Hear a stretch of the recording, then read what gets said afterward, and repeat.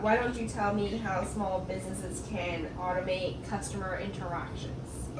That's a really good question. So you're right. We did speak a little bit about increasing sales and reducing churn, but there's just the matter of I'm a customer trying to find out about your service, and do you need to have somebody to field those questions individually to me every time?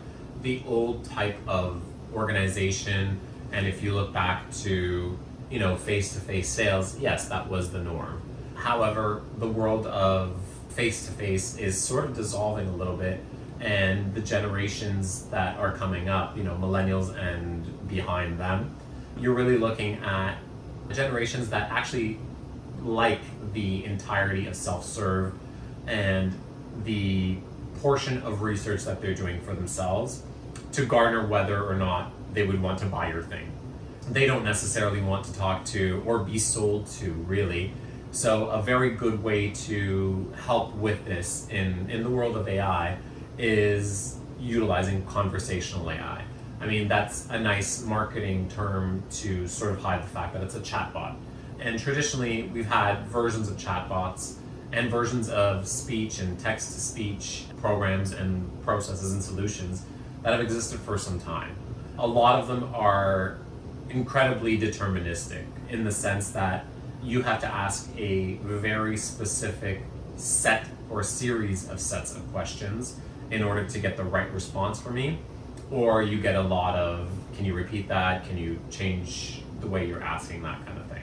What we're seeing nowadays, and especially with chatbots like our Mensa, like 1,000 mL's Mensa, is that you give it a brain and you sort of let it generate speech from its understanding. And that requires natural language generation, natural language understanding, which is sub-branches of natural language processing.